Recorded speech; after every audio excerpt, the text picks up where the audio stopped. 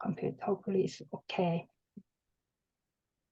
Okay, so first I will briefly introduce our guest speakers. We are honored to have both Professor Joseph Hancock and Professor Natascha Radclyffe-Thomas today. Joe's presentation title, as you can see here, Your Life, Your Scholarship, a Fashion Style and Pop Culture Journey. This is a very intriguing title. He'll be sharing his insight on fashion branding and storytelling. I'm guessing most of you have already checked his profile. But just to recap, Joe has spent a solid 2 decades in the retailing industry, working at iconic companies like Gap and the L Brand and the Target Corporation. Currently, he is a professor at Rutgers University. He also serves as a principal editor of a journal Fashion, Style, and Pop Culture. I believe his talk will offer a unique blend of fashion industry practices and the academic side of fashion business, provide valuable tip for us. Our second guest speaker is Professor Natascha Radclyffe-Thomas. The presentation title is Sustainable Fashion Marketing, Doing Research That Matter. I think this topic is incredibly important. I think we briefly chat about this. Fashion business, given that many companies nowadays under increasing pressure to incorporate sustainability into their business practices. I think some of our marketing team members would probably be aware that Natascha was our external examiner for our fashion marketing program. Natascha was always offered very helpful, constructive feedback for our fashion marketing program.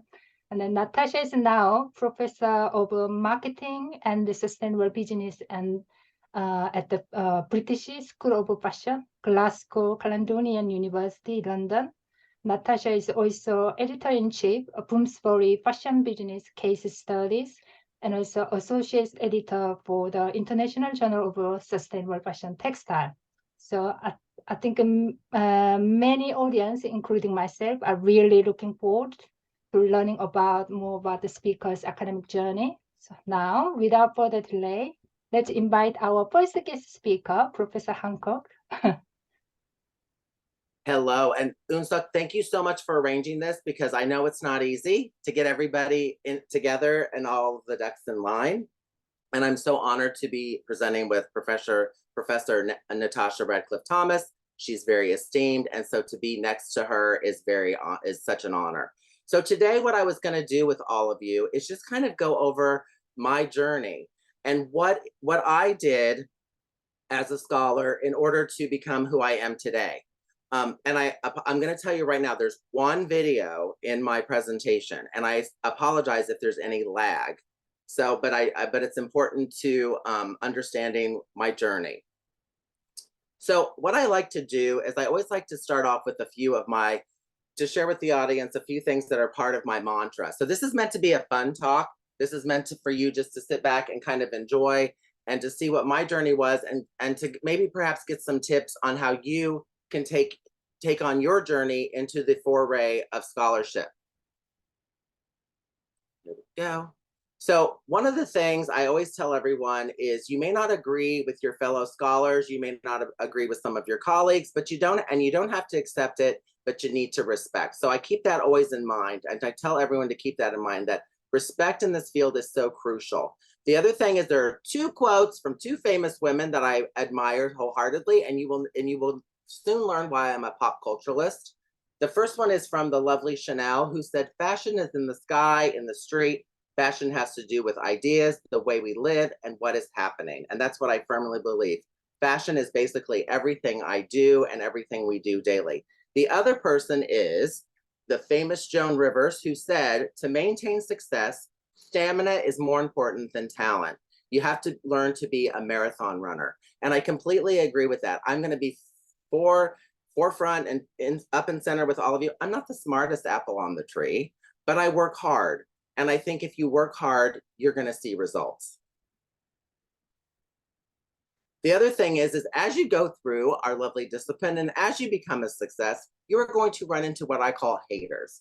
Haters are people who have anger towards everyone reaching success.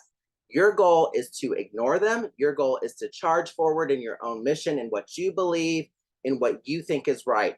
And one thing I want you to get out of this talk, I have my own personal strengths. I know where my opportunities lie.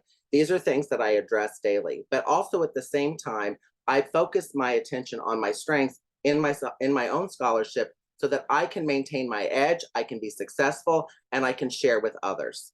So a little brief history about me. I wear multiple hats like many of you do. I'm a son, I'm a husband, I'm a friend, I'm a writer, I'm an editor, I'm a teacher, I'm a mentor, I'm a human rights advocate, and I'm a former retail leader, as Unsuk told you. One thing that you should know about me, I'm from the United States. I was born in the state of Kansas. I live with two women, my mom Peggy and my dog Ruby. I'm the caregiver of my mom. My mom had a stroke 20 years ago, so in my life I take care of her as well. And I'm married to my husband, who's a clown, Raymond. My education, I was educated in the Midwest. I went to Indiana University for my undergraduate and my master's degrees. I come from the dark ages of education when there was no such thing as online. And my dream was to be a costume curator. So there I am at the ripe old age of 22, working in the Sage costume collection, which I did for about 6 years. When I went back and got my master's, I worked in the Sage costume collection for fun. My career in costume history never happened, and I'll tell you about that in a second. And then my PhD is from the Ohio State University with degrees in consumer sciences, focusing in textiles and clothing, and focuses in cultural studies, communication, and of course, fashion studies. My work experience, I started working in the 80s. My first job was in 1983. I worked for The Gap. And as Unsuk told you, I worked for The Gap. I worked for a company called County Seat for 2 years. I worked for Limited Brands in retail marketing and brand strategy. And that 2-year stint at the Limited Corporation is where I actually got my interest in my dissertation topic. And I'll tell you that, I'll go back to that in a second. I worked at the Target Corporation as a regional field merchant from 1999 to 2004, and I have been at Drexel University since 2004. I can't believe it's going to be 20 years. And I teach in the design and merchandising program. I run our master's in retail and merchandising. I also teach in women and gender studies, and I teach in the Honors College. So again, I said, you need to assess your strengths. My strengths are, I love people. I love helping other people succeed. I love teaching and learning. I love the entrepreneurial and strategic approach to things. I am inflamely impassioned about popular culture because it's me. I come from a working class family. So my life was about working class things. Pop culture is part of that. I read comic books. I loved film. So this is really where my strengths lie. I was not part of the upper crust. I was not into things like, I'm not into things like couture fashion. It's not my strength. It's not something I really understand. I'm more about mass fashion and the things that people wear every day. And that really grew my interest in material culture.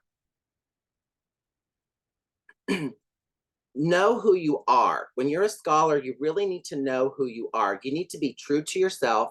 You need to avoid feelings of inadequacy. You need to know that this is what I can do and this is what I can't do. And it's okay to walk away from projects. It's okay to say, you know what, I'm going to walk away from this because it's not something I feel I can do.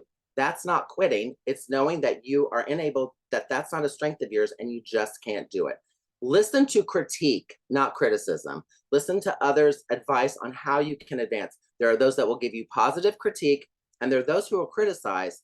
One of the most positive, I always tell this story, one of the biggest criticisms I got of my own writing once, which actually I love, and actually it ended up being one of the best parts of me, is that one person said, I write like high-level journalism. Well, I love that because that means people can understand what I'm writing and that there's some knowledge base and learning that's coming from it. So I was like really excited about that. Know there is someone out there who will like your work. I have received compliments for my work and you will too. Find mentors. Mentors and networks are so important in this discipline and in this body.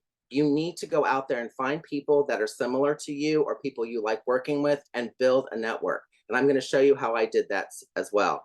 Know your working style. Know, are you the person that likes to work last minute? Are you the person that likes to give yourself a long period of time? I'm that person that likes to do things 6 months in advance. I have a hard time working with those people that are last minute, that like to do things the night before. That usually gives me anxiety. So I know my working style, and I try to find people that work similar to my own working style, that are those people that are a proactive worker. Stay true to your methods, but evolve as you go along. You know what your methods in research are. You know what's strong, what you do well and what you can do strongly. Stick to that, but make sure you evolve and stay in the loop, because after all, we are in fashion. It changes all the time. That said, let me tell you my story and where it begins. So I found the Pop Culture American Culture Association as my home. Academic associations, some of them that I had belonged to in the past, I did not feel welcome. And I think it's because I'm gay. I'm a gay male, and I just didn't feel that they embraced me as the person that I was. Now, mind you, I'm older. I come from the Generation Xers in scholarship. So a lot of the critiquers for me were baby boomers and the silent generation, and I just didn't feel welcome. However, the Pop Culture Association welcomed me with open arms. I felt like I was included, and I loved it. I truly love retail, semiotics, hermeneutical interpretation, brands, and popular culture. And I say to you, become involved in associations. Find an association you love, and it's service. And did I say service?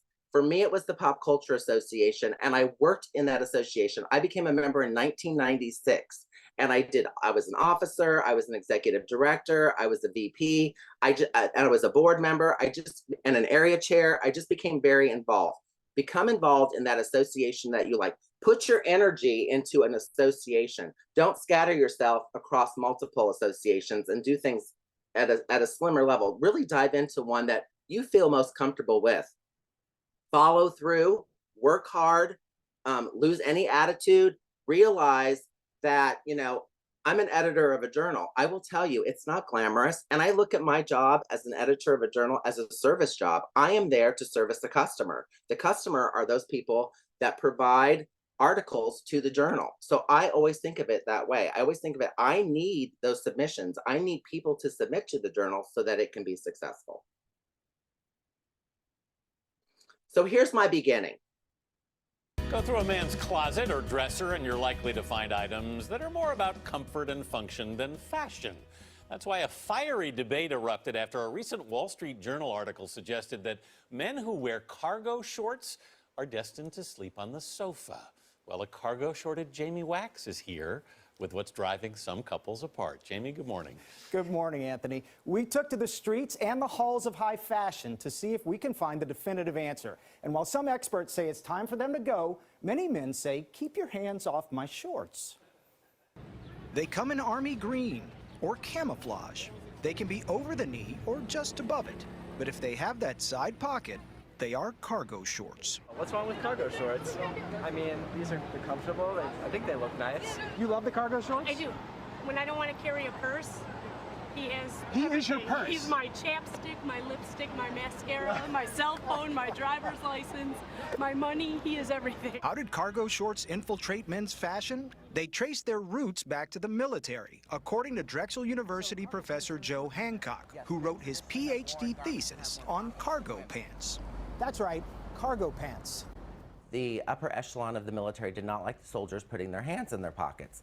So they got the idea to move the pockets to the side of the garment and keep pockets in the back of the garment, but none in the front. And so that became the first 4-pocket cargo pant. At what point did the cargo pants become the cargo shorts? There is a cargo pant that historically in the military that was a zip-off pant. It's zipped off at the knee. It's zipped off at the knee, right? And so that becomes the forerunner to the cargo short. And there you have it, ladies and gentlemen. Instant cargo shorts. The multi-pocketed shorts have been gracing the racks in stores like Old Navy and JCPenney for years. And today they account for more than $700 million in sales in the U.S. That's much to the chagrin of GQ magazine style guy Mark Anthony Green. Cargo shorts have been the scourge of men's fashion for decades now. Cargo shorts have the pockets on your thighs, so when you stuff them, it looks like you have really big thighs.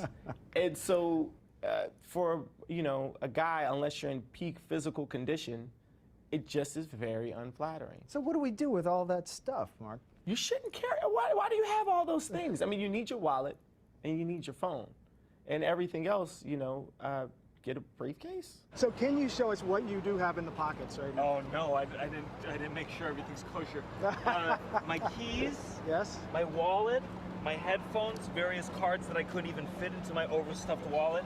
This cup, I just got a sample, but who knows if I'm gonna need a cup, something else? Maybe I'll go to this fountain over here for some water. While there are dissenters, They've been banned in our household since my husband turned 30. the majority of people we spoke to love their cargo shorts. I think cargo shorts are great. They're comfortable. Even the author of the Wall Street Journal article apologized for igniting the cargo shorts wars. So, Jamie, here's a great example of an updated cargo pocket short. Duran Guillon is vice president and men's fashion director at Macy's, where cargos have been on full display all summer. Guillon says the modern, more fashionable cargo short has a slimmer fit and smaller pockets. So it's really about the update to the cargo pocket short, but it will never, ever die. And that's the long and the short of it. Maybe now the national debate can move on to something really important, like jorts.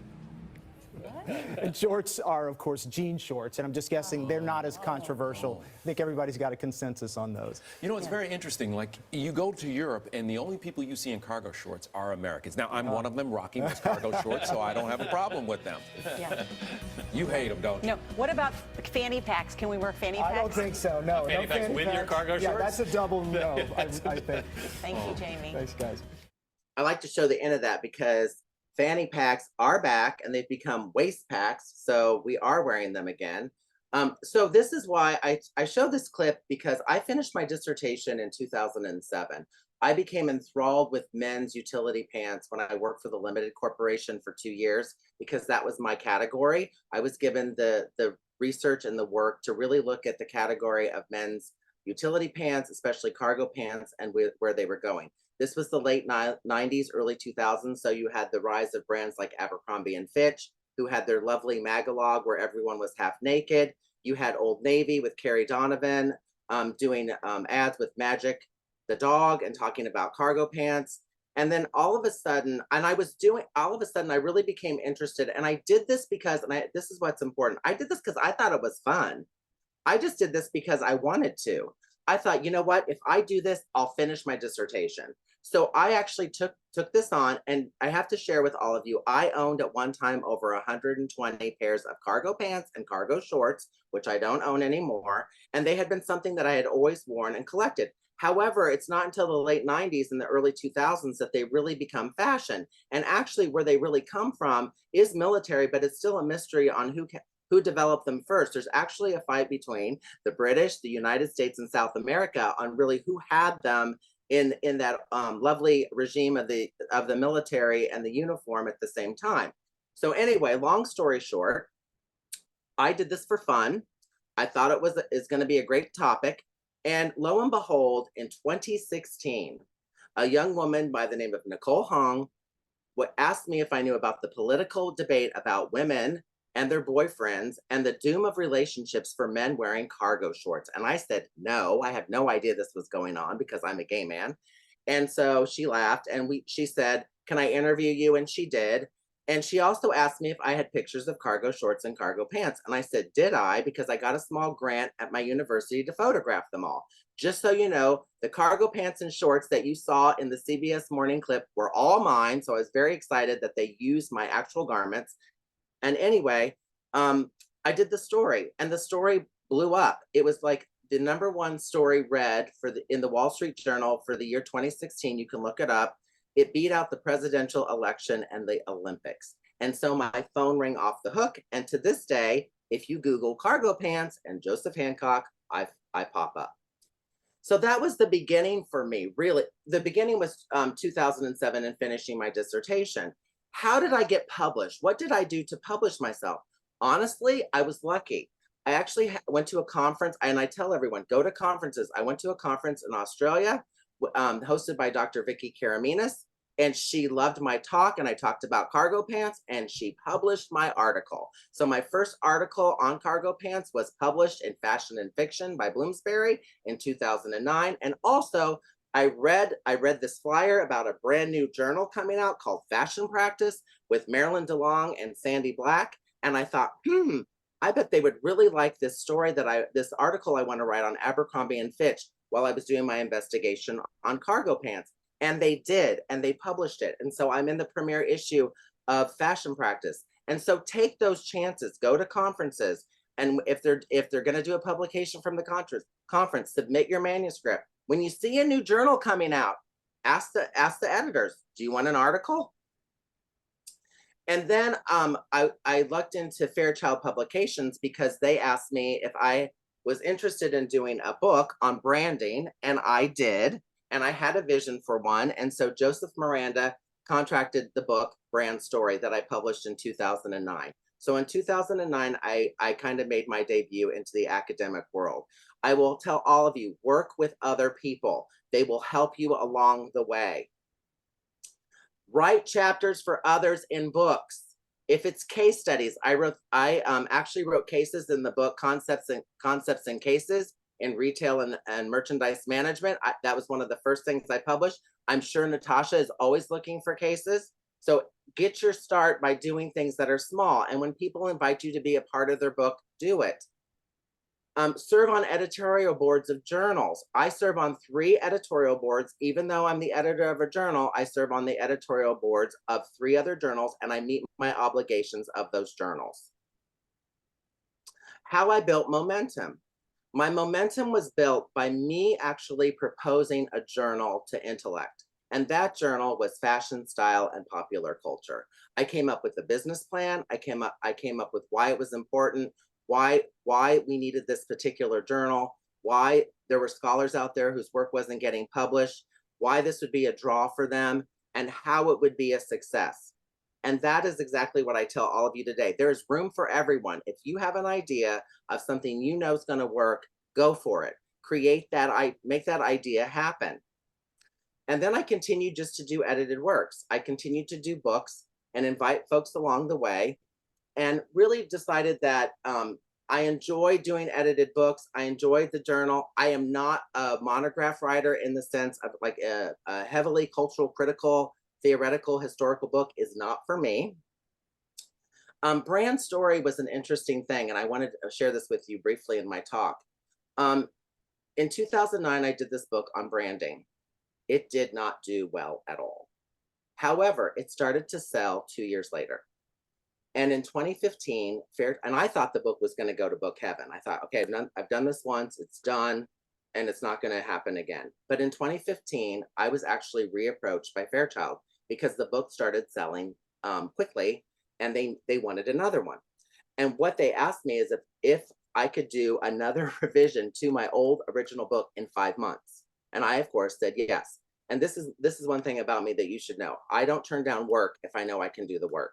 So I did a revision of the book, and in 2016, the new edition of Brand Story came out.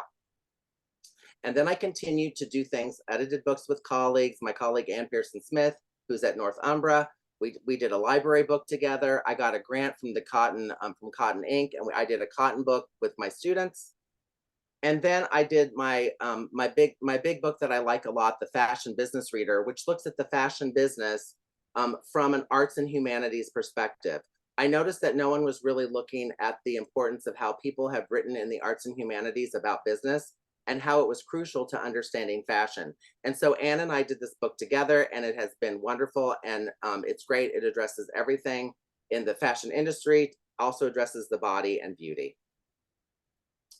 And then my last thing that I did is, so Brand Story had its 2nd edition, and I was approached by a woman that some of you may know.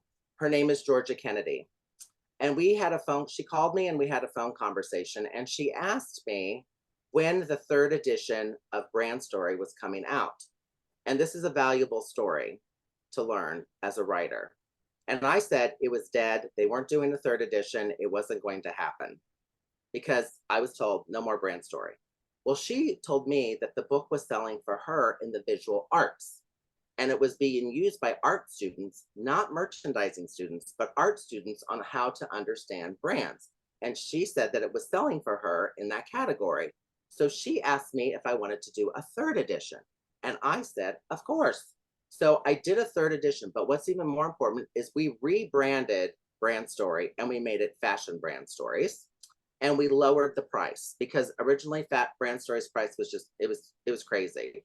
And so we lowered the price to a reasonable price. And today the book is still doing well, and it's going to have a fourth edition. So I'm very excited about that.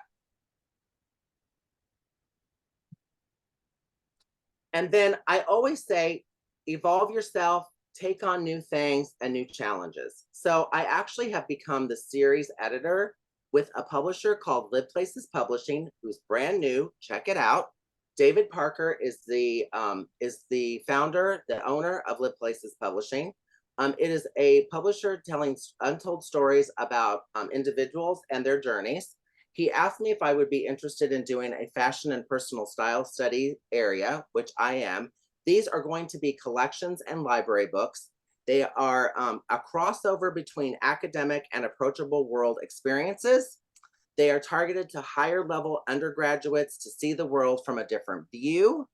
And I want to thank my first book proposal was from Elizabeth Keeley Morris, who is in the UK, and she is doing Preppy Style and the Exclusion in American Suburbia. I was thrilled to have it, but I'm great to be a part of this team. Currently, we have 6 books in process, and it is growing like a weed. And if you're interested, let me know. And then, so what's next for me? What's next for me is I continue to work. I continue to evolve. Fairchild has a book called Marketing Fashion. It has not been revised since 2012, and I took on the job. So I am now the new author of Marketing Fashion, a trans global perspective. We're changing the title a little bit. I will continue to work on Fashion Brand Story. It is 15 years old. It's going to be 20 years old soon. And I will continue that journey. And then the journal Fashion, Style, and Popular Culture. Today, actually, we just had our first issue of the 11th volume come out. So we're pretty thrilled about that. And I will continue the journey as the principal editor. You are free to follow me on here. I'm doing that social media thing. Follow me on Instagram. I'm Cargo Joe or FSPC Journal, Natasha, and I stay connected that way. You can follow me on Twitter. I'm Branding Joe on Twitter, or Fashion, Style, and Popular Culture on Intellect, on LinkedIn, or on Facebook. I'm Fashion, Style, and Popular Culture. Reach out to me if you're ever interested in publishing. Reach out to me if you just want to talk about publishing. I'm happy to do that. As I said, one of my things is I really like to see people succeed, whether it's in a similar scope than myself or off doing your own thing. I think it's great. And that's all I had. Thank you so much, Joe, for sharing your inspiring talks. Really interesting. I think the suggested tips are incredibly useful, especially for early career researchers or people who work in academia, and or someone who are interested in a research field. We're always looking for book reviews. So if anybody ever wants to, we have a lot, we're very successful with reviews for the journal. Here's one of the things that people don't know about my journal, and I wanted to share this with to everyone today. We actually take reviews on concerts. So I'm actually doing a review of Madonna's Celebration concert.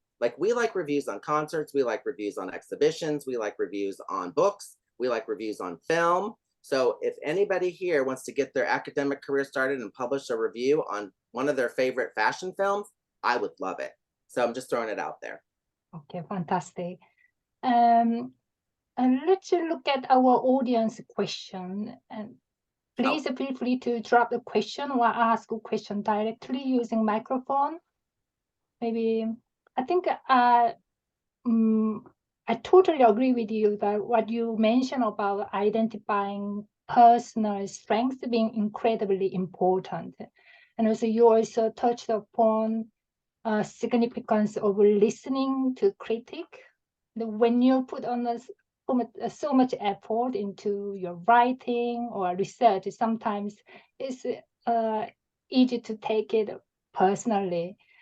I'm wondering, could you give us some tip on how to manage a critique in more constructive way? Because sometimes I feel like it's quite difficult to manage those sort of things. And then, of course, so I think we need to get used to that, help us to grow. Yeah, you need to really start to think about in your mind. Okay, the first part of your question I love, and that is about your strength in your research. Yeah. And I always tell students, find someone to work with that truly complements how you look at the world of fashion, because they're going to give you somebody who's an esteemed scholar, someone who really understands what you're wanting to do, because they're going to give you good critique. They're not going to criticize and just put down what you're doing. They're going to tell you how to get better. I owe everything today that I do to Dr. Patricia Cunningham.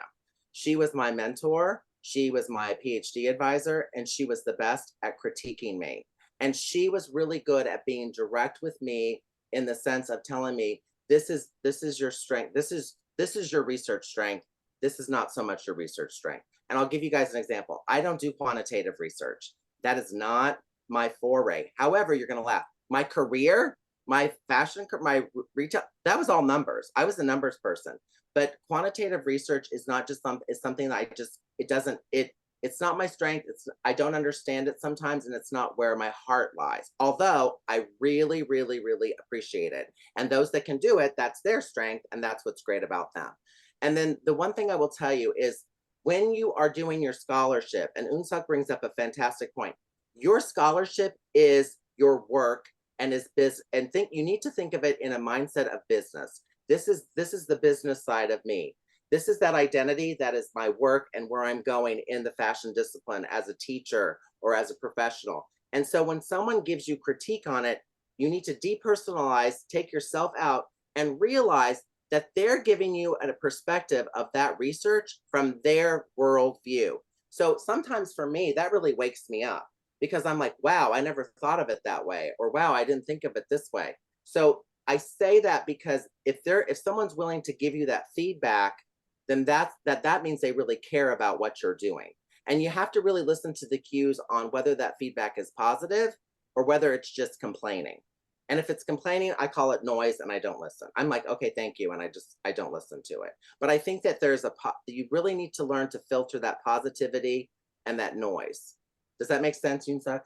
Yeah, definitely. I think it's really helpful. And also you have mentioned about maybe if I keep asking question, maybe other people don't have opportunity to ask a question. So I'm gonna check chat first. Please feel free to drop a question or ask a question directly. Any question from audience? None so far. Oh, Yuri? Okay. Oh, Yuri has one.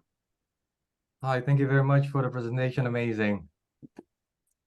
Can I would like to ask, what was the main challenge when you rework on your book Brand Story, after publishing it in 2009, and then reworking it, after more than a decade, almost a decade. So what was the main challenge?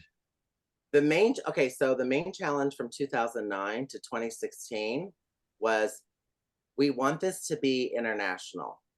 And I said, okay, fine. So my main challenge was finding brands that the world would understand. And so Vivienne Westwood is one of the brands it has been one of the brands moving forward, even though unfortunately we've lost her. So that was the biggest challenge. And the other biggest challenge for me was, how do I make this fresh? And I'll make you all laugh. My birthday's this Tuesday, and I'm going to be the ripe old age of 57.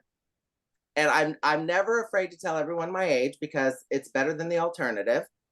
And so the biggest challenge, Yuri, I always have is, I have to create something that an 18 to 22-year-old wants to read. Right. So how do I do that, right? And that goes back to that criticism that I get usually from my development editor. and I get from my reviewers. I really listen to the reviews that I get on projects. If a reviewer says to me, hey, you should include this brand, I'll look it up. Like, we're looking at doing a 4th edition. There's a brand that I had never heard of before. I'm like, okay, this is interesting. A French brand, and I'm actually thinking about, I'm like, oh, I actually like it. I just didn't know it existed.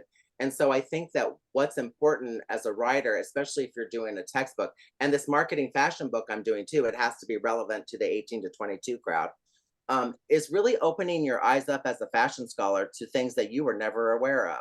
You guys are going to laugh. I didn't even know what Shen was before I started working on this marketing fashion book. I shop on Amazon, and my development editor is 24 years old.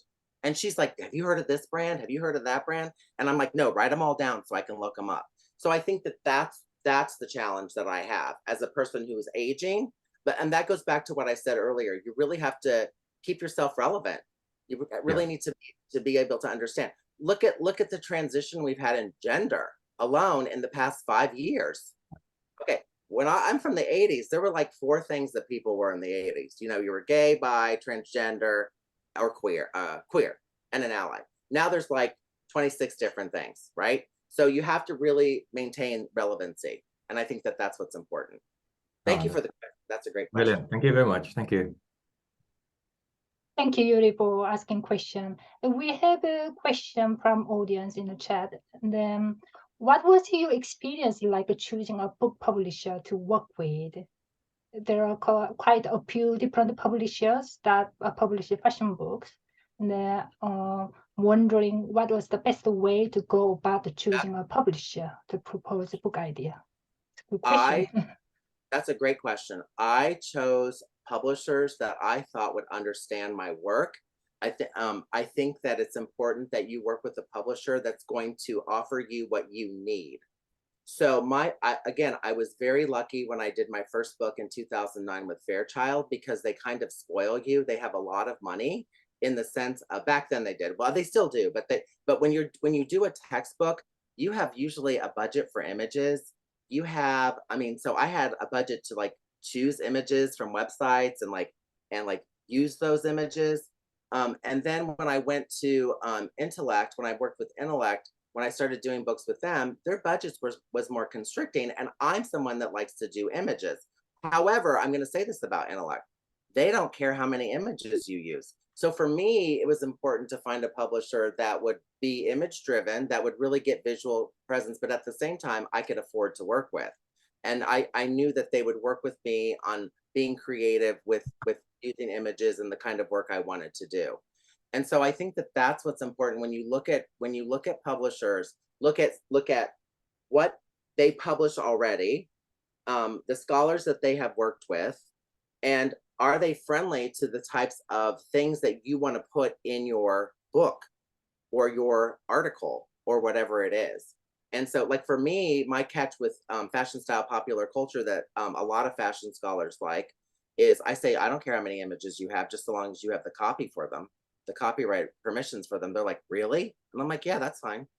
And so that's where I get a lot of articles, because people are really interested in publishing their images. But I also think, and I also want to say this, I think a personality with the editor or with the acquisitions editor is crucial. And so having a really good acquisitions editor and someone that you can relate to is also important. So like with Live Places Publishing, where I am now, I really relate to that team. They're a great team. So I like working with them. And I know that they're going to want to publish a whole bunch of different stuff. And they're willing to work with people as well. They're very open to publishing different things. And so I think that that's what's important as well. But I just think personality and timing is great.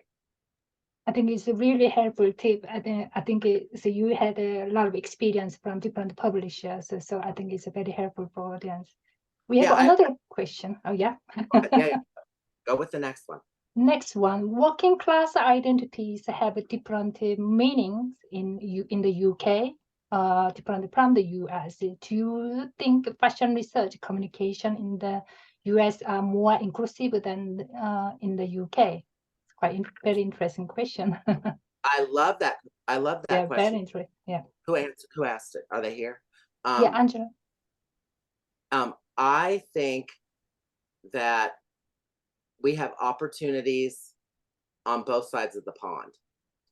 I think that we have forgotten. Okay, so I'll just be forward with what I do and talk about that. So my journal has always focused on, so diversity and inclusion and equity is something that's just built into me. And that's because of who I am and my lifestyle, and having feelings of rejection in the discipline at associations. And so when I created my journal, I went out looking for people that no one really had ever asked to be on a journal before, or who were, I call, hidden treasures, people that had wonderful papers here and there or books here and there, but didn't appear anywhere else, that were willing to like work with me. And they all, my journal actually, if you look at it, represents a diverse array of individuals from all different lifestyles, all different races, ethnicities, and religions, I think, and countries. But I also want to say that I think both the US and Great Britain have opportunities in that we primarily continue to like to talk and be with and publish the works of people that are like us. And so I think for me, it's important that I jump out of my comfort zone and I look at projects, or I see projects that I would not do, but yet really represent a different viewpoint, and also might represent a person of another country. I'm really engaged right now in looking at works from India. The Middle East is important to me. Asia is very important to me. So I'm trying to get those other worldviews in. And I think that that's what's important. But I believe we both have opportunities. I still think there's a lot of room for Black scholars. I still think there's a lot of room for Latin scholars. I still think there's a lot of room for Asian scholars. I think there's a lot of room, for everyone, and different worldviews on religion are crucial as well, I think. But yeah, we both have opportunities. I wouldn't say one's worse than the other. Yeah, definitely. I think we have a little bit of a limited time, so thank you so much for your presentation and answering all questions. Very intriguing. So I think we need to move on to our next presentation. Yeah. Thank you. Oh, Natascha here. Hi there. Hello. Thank you so much, Natascha.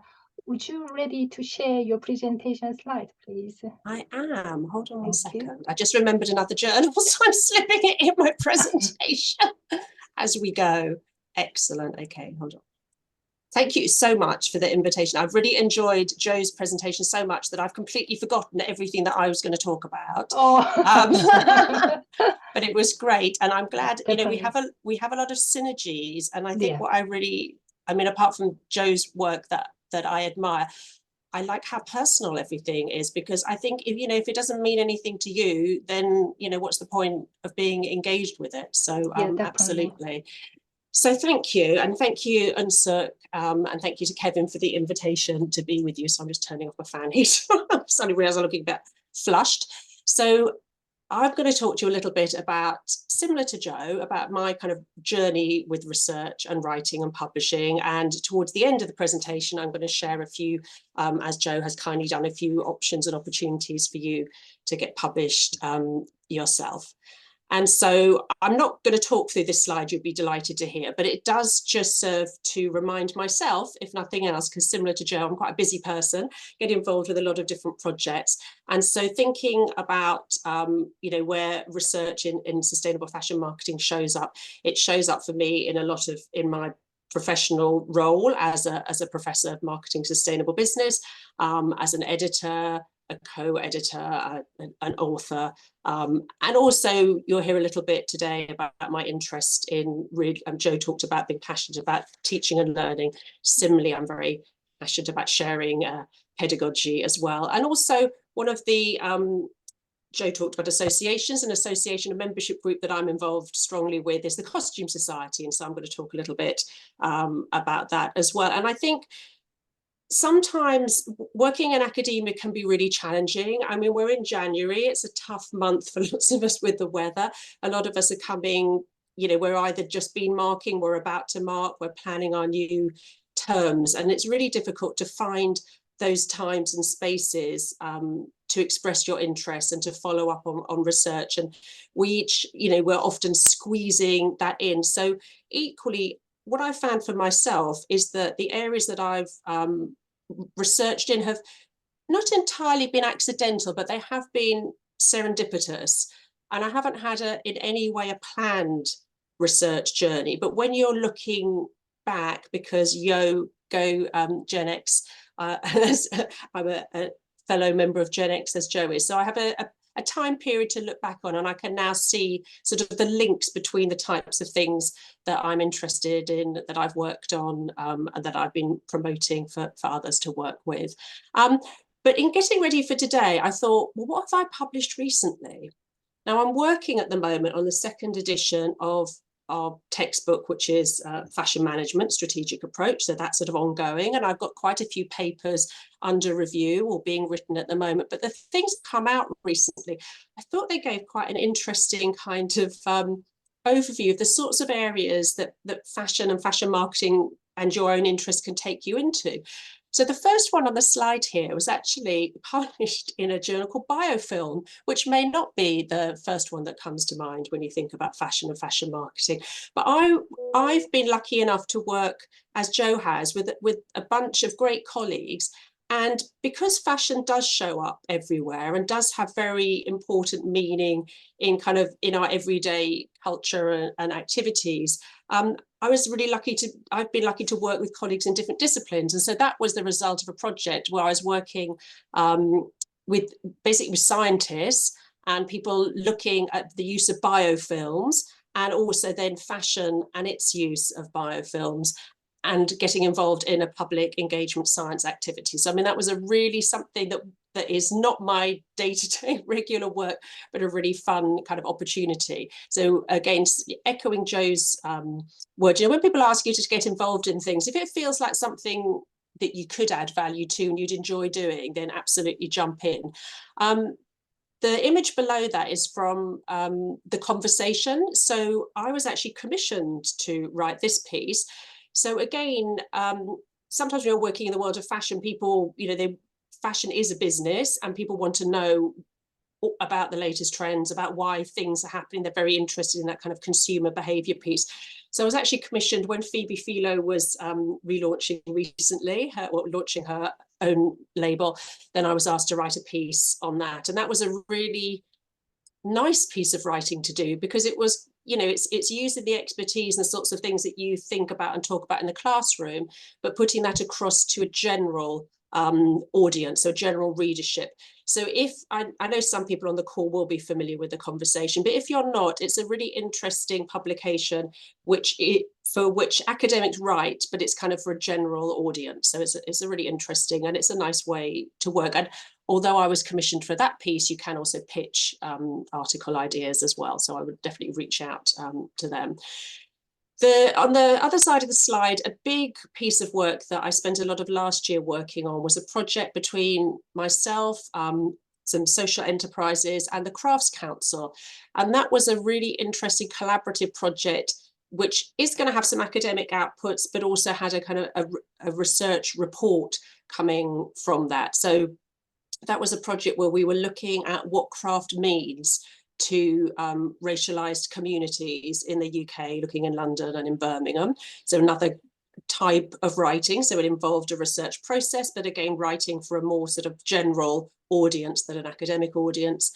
And then a really interesting piece of work that I spent a really long time, much longer than I imagined when I was invited, was actually working with the UN Global Compact. And this was for a report that they did in 2022, looking at how close the UK is to achieving the Sustainable Development Goals.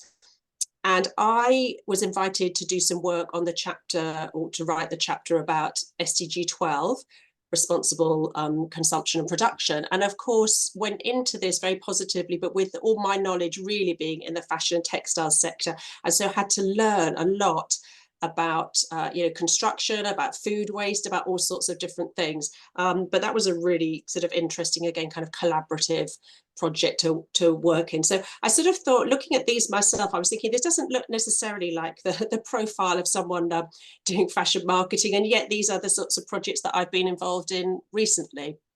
And so a couple of years ago, when I got my professorship, I was invited to do a professorial lecture, as one has, and normally that would be, I suppose, a lovely swanky occasion, and your friends and family and colleagues would be celebrating you. And sadly, it was during the lockdown, so I was sat in my own dining room doing a sort of Zoom professorial lecture.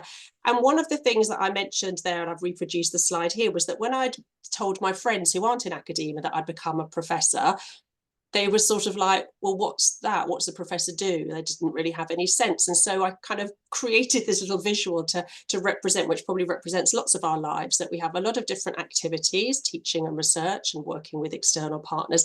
But then we also have these different areas that we are interested in. And I think sometimes that's seen as a bit of a fault. And I know certainly probably if you're trying to be very career-wise, maybe just having one focus is easier for people to understand. But I think, if you're taking your whole self to work, then you can't help but be interested in different things. So the sorts of things that I am interested in and therefore have researched about and published in are around fashion and, social and environmental sustainability. But I'm also really interested in the concepts of sort of what leadership looks like in sustainability, and also how do we teach for that, as well as things like different alternate sort of business models. And then something I've always been really interested in, and will in the next few slides as I sort of go back a bit in time, we'll see how that's been a thread through my my interest in fashion, but actually this sort of idea of cultural heritage as well. And it was actually quite a useful activity for myself to map out the sorts of things that I worked on. So I kind of recommend that for people to do yourself as well. And then you can also sort of, often you'll find that these things then become interlinked, and it can become a bit of a stronger personal narrative. But just a little bit of information about myself. I really enjoyed Joe's presentation. Mine won't be nearly as exciting, but anyway, here we go. I'll share some things. So I live in London now, and I grew up in London, and I'm a big fan of London, and I like cities, but I've been lucky enough also to live in different parts of the world. So I've lived in Hong Kong and worked quite a lot in Asia, and then also lived in North America. And I think, although I always had a very international mindset, the actual ability to live, work and travel in different parts of the world has really, I think, helped with my interest in fashion, because fashion is a global language. Clothing and culture are inextricably linked. We all have heritage and traditions in fashion and dress and making. And when you are traveling and if you're interested in fashion, you're obviously interested in fashion in different parts of the world as well. I've also run my own business, and so I think that kind of also helps explain a bit about why I'm kind of interested in how business and strategy works. But I've taught across creative subjects, so I'm a maker as well, so I've taught across making, but also more business focused things. So I have a lot of different interests and experience around fashion anyway. But a lot of the experiences that I had living internationally, which was from 2005 on, really helped frame my ideas around sustainable fashion. Because when I was younger, I was always obsessed with fashion history. In fact, I think my first passion was probably 1960s. I was a very skinny young teenager, and I was a bit obsessed with 1960s and wanted to look like Twiggy, and made lots of little tubular dresses so I could look like Twiggy. And then I got a general interest in history of fashion. I think that was rooting about in charity shops and looking at old pattern cutting books so I could make clothes for myself. And you can obviously see on the slide here, lovely image historically of Dior's new look, and then a much more recent version, reinterpretation by John Galliano for Dior.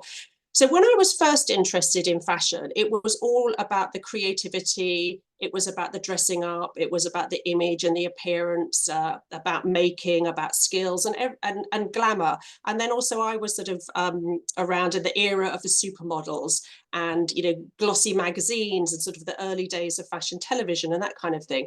And so my first sort of interactions and interest in fashion were all very positive and lovely. And we do know, I'm not entirely naive, I do know that that was kind of a veneer. But I think it's probably, most of us would agree that in the last sort of 10 years, primarily, that focus has really changed. And so now a lot of the conversations that I get involved with, or a lot of the news stories that I see about fashion, are no longer positive ones, and they are often entirely negative. And so we know, you know, last year was the 10-year anniversary of Rana Plaza, factory collapse. I don't have to tell people about the different negative impacts of fashion. And so all of these things, because I think primarily I'm a social scientist, my first degree was economics. I was very interested in kind of economic history and social economics. And so I think a lot of these things started to inform the types of things that I was interested then in finding out about and interested in researching. And so I'm going to talk through just a few examples of some research I did, and I guess the motivations for doing it, before sharing some ideas of where you can go to publish too.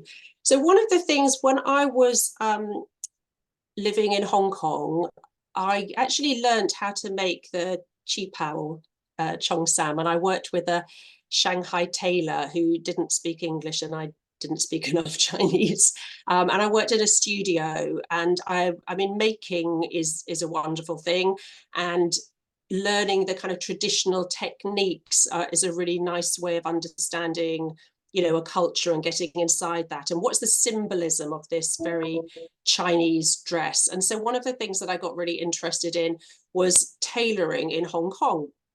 And because the woman who ran the studio I was doing the classes was, you know, telling me about how most of the tailors in Hong Kong had come from Shanghai. They were aging, they were underemployed, they mostly worked in poor conditions, etc. But they were highly skilled, and Hong Kong has had historically a reputation for tailoring. And I wanted to understand, you know, where that came from, what that meant. And there's a few different projects that came out of that, but this was sort of one of them, just looking really at the idea of the cultural heritage of tailoring in Hong Kong. And so that was a piece that I got published actually in an Intellect journal, Clothing Cultures, but it really was informed by my own personal experiences. And I think having that situation and sort of, I don't know, living and breathing something, an activity. So I didn't go to this class, for example, to write a paper, but it's something that I started to be intrigued with and interested in. So I just highly recommend always following your own interests. And because I was in Hong Kong, and then I got to spend a lot of time in Shanghai, and there's a real kind of rivalry between Hong Kong and Shanghai, as you might imagine, to do with fashion and fashion cities. So I was also kind of, when I was writing about Hong Kong and talking to Hong Kong tailors, so whether they were indigenous Hong Kong or Shanghainese tailors in Hong Kong, there were these kind of tensions and differences in opinion about who had the most authentic ways of making, etc. But one of the trips I took to Shanghai, I was actually lucky enough to be accompanied by my daughter, who is on the call, I think today, Babette, who was working for a trend agency. And I traipsed around after her and then forced her to help me find lots of little vintage shops, because sometimes you read things in fashion and they'll say, well, this is a thing and everyone is doing this. And I kept reading, and this was a while ago now, about how popular vintage fashion was in China and in Shanghai. And I was thinking, is it? So I was kind of interested to go and have a hunt around. And so I went and visited stores, took photos, and talked to shopkeepers about their experiences of selling vintage in Shanghai. But I also, as part of my several experiences of traveling there, I kind of, I was so intrigued that, especially, I mean, I would say outside of China, we have a very romantic idea of Shanghai. It's one of those fashion cities that's kind of stuck in the past. For a lot of us, a lot of us have that kind of 1930s Shanghai golden age image, and also, not just us as individuals, but the industry itself often kind of celebrates that. And I'm kind of interested in those ideas of when we really celebrate that sort of history, that means that often that place gets stuck then, so that it doesn't have an opportunity to be modern. And fashion is often about being modern. And this is one of those kind of East-West things where, you know, excusing the phrase non-Western, but often non-Western fashion is kind of pushed out of modernity. So anyway, this was a piece, I think you might recognize the book cover there, Joe, that I wrote about this concept of heritage, retro and vintage in modern Shanghai.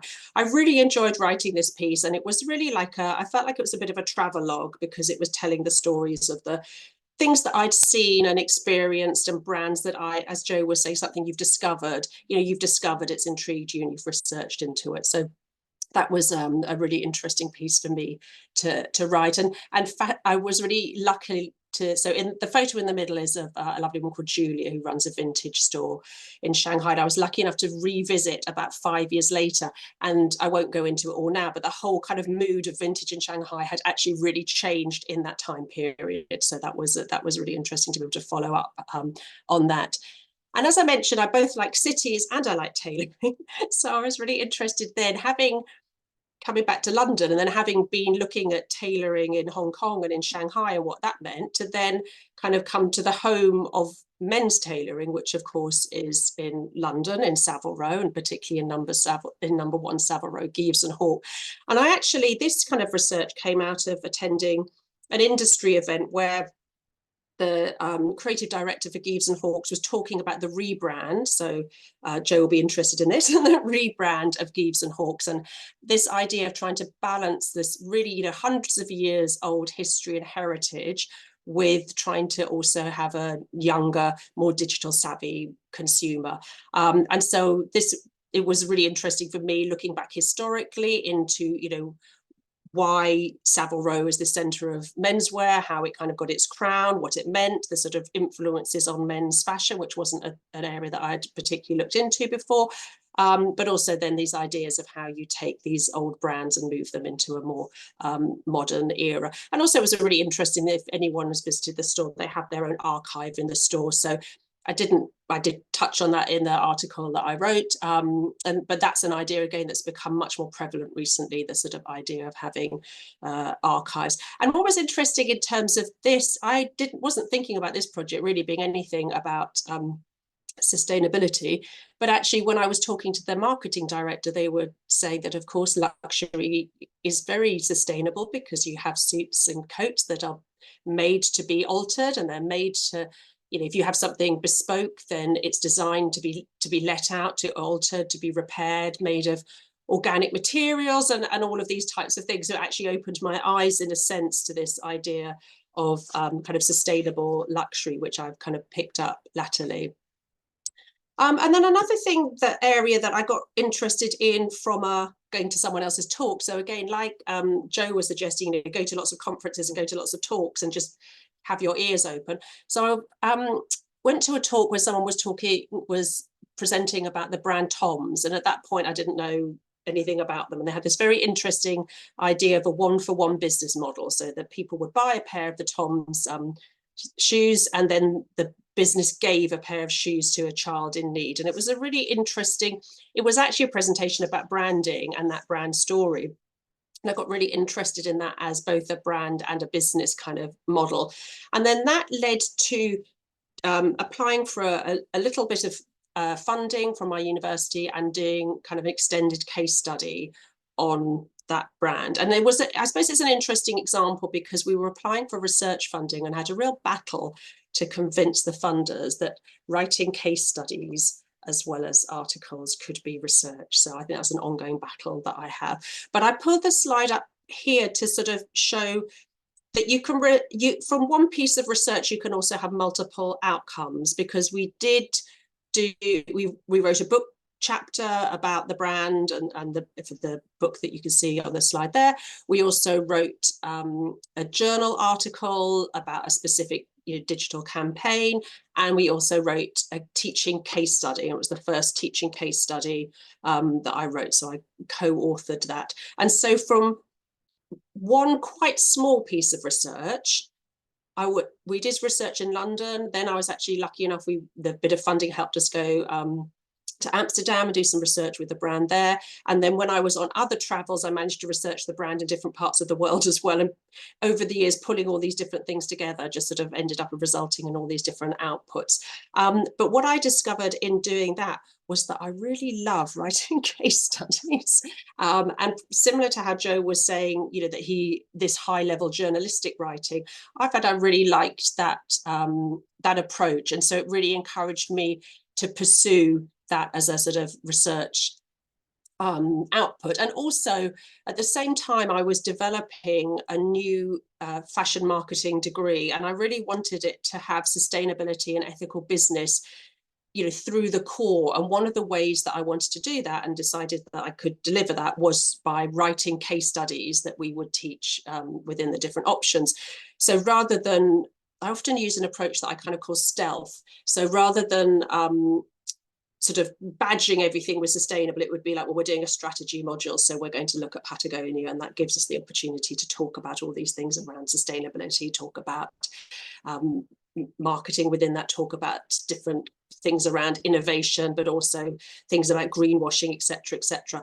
And so I'm lucky enough to work with colleagues and write a case study on Patagonia based on some kind of primary research, but also lots of secondary research, and then publish a case study on Stella McCartney.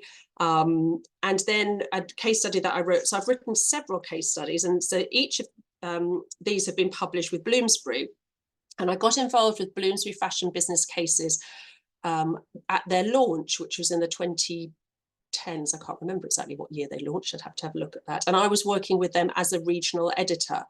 I'll talk about that a little bit more later in terms of if you want to get involved with publishing with Bloomsbury. But it was a really good practice to write my own cases to help be an editor as well. And then latterly, one of the things I've been doing is actually proposing case collections. And so one of the case collections that I proposed came out of some work I was doing with the RSA and the Ellen MacArthur Foundation, who were doing an initiative about circular fashion.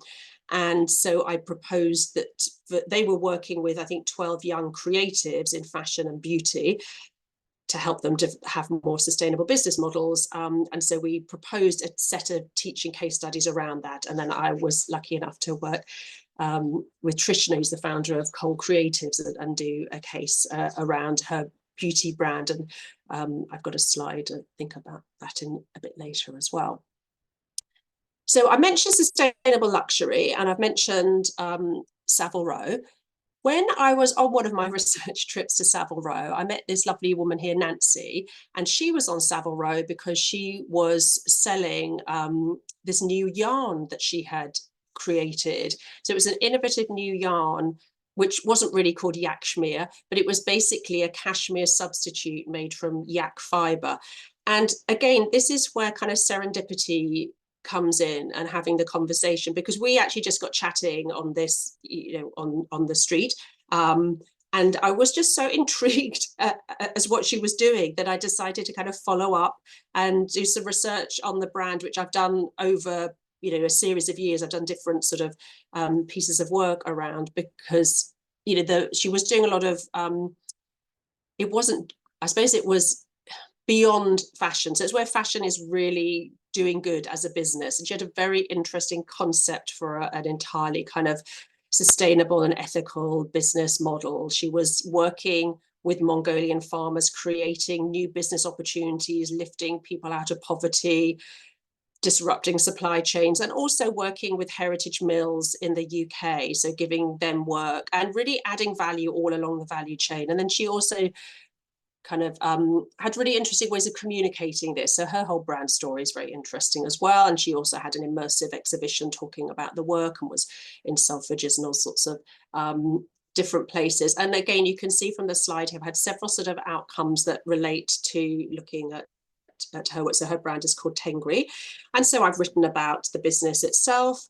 I've written about the idea of sustainable luxury and menswear. And then recently with Babette, we've co-authored a chapter, which I think is coming out this year, about Mongolia and place branding, and how Mongolia has served as an inspiration for other brands, as well as this brand that has a sort of maybe more authentic connection. So that was a really interesting kind of project that I suppose has started as just a very small conversation and my curiosity, and then has actually, I suppose, woven its way into a lot of different sort of outcomes. Yeah, so the co-creative case study that I wrote also coincided with advising on the Ellen MacArthur Circular Design for Fashion book. And so sometimes the research that you're doing does not actually come out as a publication as such, but it might be your expertise that's called upon to be an advisor. And so I advised and consulted on how that book came together for multiple audiences, particularly I think for the business side. And then, as I said, I wrote this case study on Trishna's really exciting. It's the world's first makeup brush that was made from rice husk. So basically it's taking food waste, what would normally be food waste, so rice husk, and then turning it into bioplastics. And in writing that case, I learned so much more about plastics than I had at the beginning. I thought I had some kind of understanding. So I think, again, probably echoing what Joe was saying, don't be afraid to sort of tiptoe into things where you know a little and maybe not a lot, because you can, you know, it's a really nice way of learning about different subjects. And I think by writing a case study particularly, it really forces you again to think about how to make something accessible, because you're writing for a student audience, or you're writing a case that a teacher needs to pick up and drop into a class. But that was a very satisfying thing to work on. And that sort of leads me into just this idea also of, I've been very passionate to write about, you know, educating for sustainable development. And so I wrote a kind of opinion piece for the conversation. That was a little bit of a challenge, I have to say, I'm going to be honest, and I'm not sure they really got what I was trying to say, but never mind, it got published and it did get a lot of traction. So it was worth doing in the end, although it was a little painful birthing it. But I've also written book chapters and papers. I've got a couple of papers under review at the moment about actually how do we teach for sustainability. So mindful of the time, I'm going to move on to share a few opportunities for you to get involved. I'm very happy for you to ask me about these as well. So number one, I thought I would share is the Costume Society. So the Costume Society, I'm the vice chair there, and Babette, who is on the call, is our news editor. But we publish a journal, so I'm just hold one up because I've got one here. And I was hoping Kevin would still be on the call, but he will see the recording, because this recent edition has an article published by Kevin in it. I'm looking at fashion in Leeds and using Leeds collection, so that's really interesting. So basically, the Costume Society was founded in the 1960s, and it's to promote the study of sort of fashion and clothing. And for us on this call, it probably seems odd that this that fashion research wasn't always taken seriously, or maybe it doesn't seem odd. I'm not sure that it is taken seriously now. But certainly the Costume Society were at the forefront of museums and publishing, I guess, taking the idea of fashion and clothing as a serious sort of academic discipline.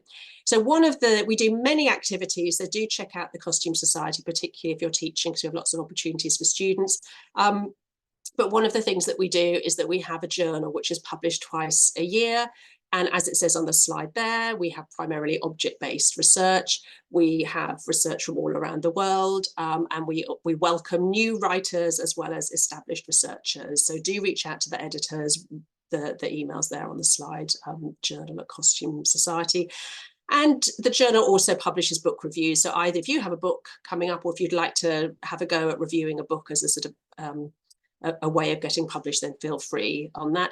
But also just in terms of getting some writing out there, or you might have an interesting project you're working on, we do also have a blog, and we publish short blog pieces about people's research or work in progress. And if you have any stories that you think are interesting to share with us, then do get in touch with Babette, because she is our news editor, and we have multiple ways of sharing information with the society as well. And if you are a member, we are particularly keen to share our members' stories and members' research. So we have a Members Monday where we always flag things up on our social media, and we have a very large following on Instagram, for example, so it can help you get a wide audience. And we also have a lot of really interesting experts as members, so if there's something that you're researching in fashion and history, then do feel free to reach out, because we can often connect people to collections or individuals with that expertise. Bloomsbury I've already flagged up, but just to say we have kind of rolling commissions for fashion business cases. They can be, we have them from 1,000 up to 7,000 words. They can be from public information, so you don't have to have done any primary research, but you can also do insider cases. So some of the cases I've written have been where you actually work with a brand or business. And we have a very nice supportive system of where we have lots of writing templates. You have a regional editor whose name, so Bethan is on the slide there. So she's the regional editor for the UK. And if you've even just got an idea, then do feel free to reach out to Holly at Bloomsbury. And because fashion is taught in so many different contexts around the world, and this is a global resource, we're happy for cases that are more design focused, merchandising focused, marketing, etc. So do feel free to have a look at the resource. And if you don't have access to it, you can organise a free trial through your library as well. I'm not trying to be a salesperson, I'm more trying to share information because it's quite handy for you. And then we mentioned earlier the International Journal for Sustainable Fashion and Textiles. Myself and Dr. Claudia Henninger are going to be stepping into being the co-editors this year. This is a relatively recent Intellect journal set up by late Debbie Morehouse, and it's really trying to bridge sustainability and ethics in fashion and textiles, both academically, theoretically, but also within business. So we're very interested in those actual emerging business innovations as well. So currently we also commission research reviews, industry insider kind of interviews and reports and case studies. And we also accept proposals for special issues that publishes twice a year as well. So again, a range of different ways that you could get involved with that journal. And obviously as sustainable fashion textiles is a very broad remit, but we're really looking for that emerging and new kind of scholarship there. And then I'd actually slightly forgotten, so I'm sorry, but another publishing opportunity is the journal that CIAF puts out. So they have the Journal for African and Diaspora Fashion. And so I haven't got all the details of that on the slide. I'm really sorry because I'd sort of forgotten that I should share that as well. So do feel free, look up CIAF, and they put out, there's a very recent journal as well, which obviously has a very specific focus on African and diaspora fashion, and really, again, interested in both, more senior researchers, but also emerging researchers. So that's another output. And I sit on their advisory board for teaching, which is probably why I didn't have it in my research head. And then an upcoming and soon to be announced opportunity is for the Journal of Sustainability. And myself and Dr. Bethan Alexander have been invited to put out a special issue on marketing sustainable retail development. And so we are going to be putting out a call for that. We're actually not meeting until after next week to decide exactly on the call, which is why the details are limited here, but that will be coming out soon, and we'll be very interested in anyone's research in those sorts of areas. And so I put as a general, because that's the sustainability general guidelines, that they have articles, and also they're quite interested in literature review type articles. So for people who are doing PhDs, for example, you might feel that you want to write a literature review type article rather than, you might not be at the stage where you want to publish your research yet. And so that's, again, another kind of avenue, I guess, for publishing. And so I think, with my mind on the time, that's probably where I should finish. So thank you very much. Do feel free to reach out to me on any of these things and ask questions now. Thank you.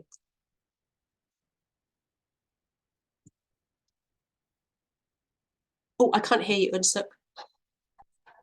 Thank you, Natasha, for sharing your inspiring academic journey. And also, yeah, I didn't know there's a lot of opportunity for us publication route too. So it's really interesting. I think many of our audience would be really good to see the various opportunity there.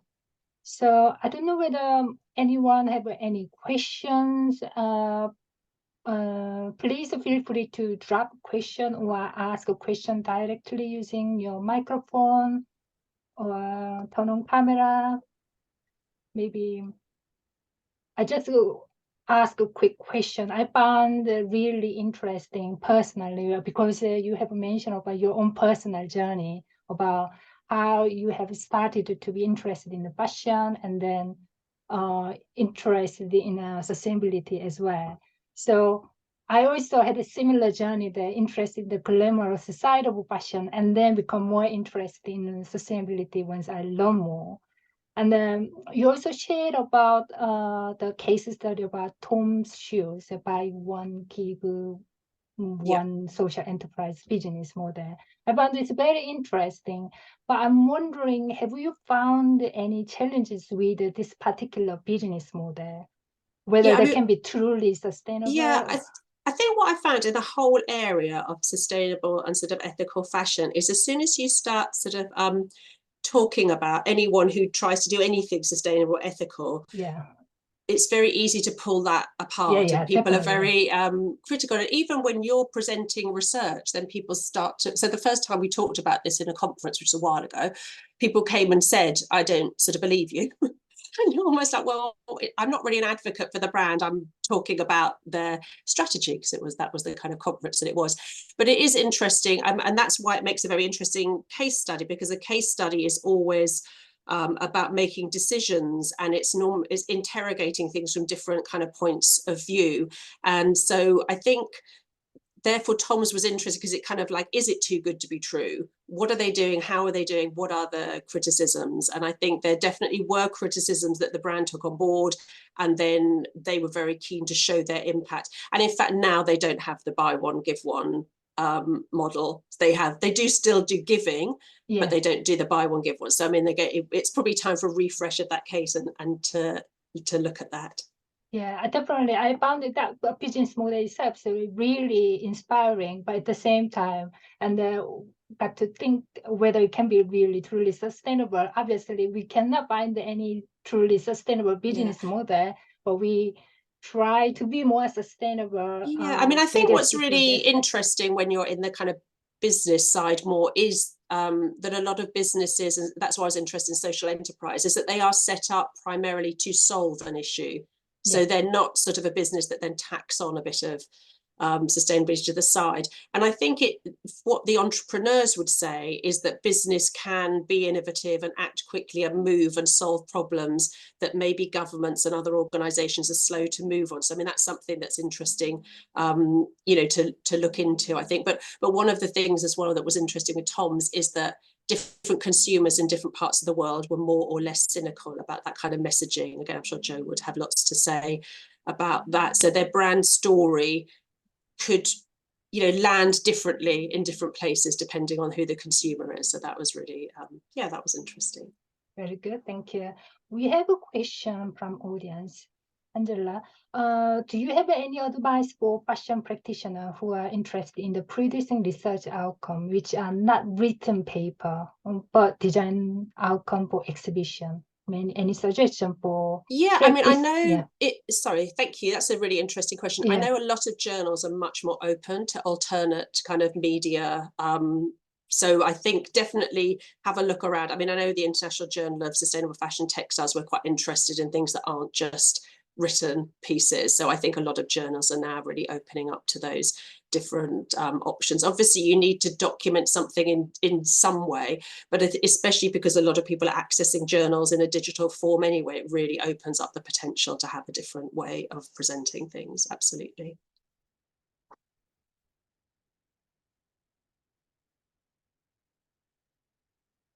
Oh, I think you're mute again, Unsa.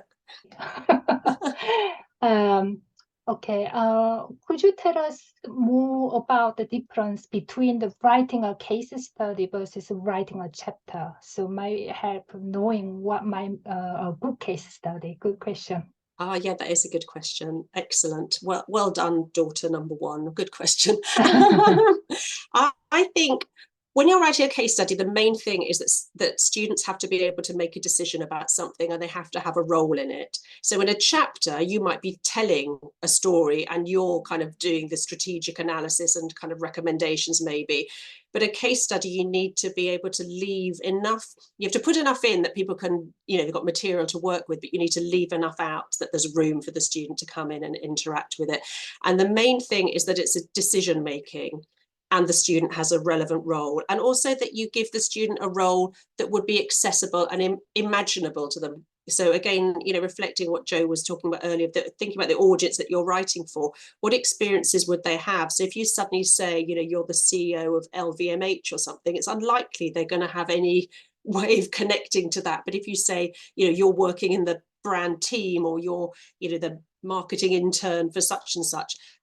So I think it's that really. But again, I really like case study writing because it is that more journalistic style. You are telling a bit of a story, you're setting something up. But the other thing that I didn't mention in the writing is the importance of teaching notes. So you also have to write how you would teach and deliver this. So for those of us who really enjoy teaching and designing interesting activities for our students, that can be very satisfying as well, because you're also actually creating kind of a whole education experience around the case.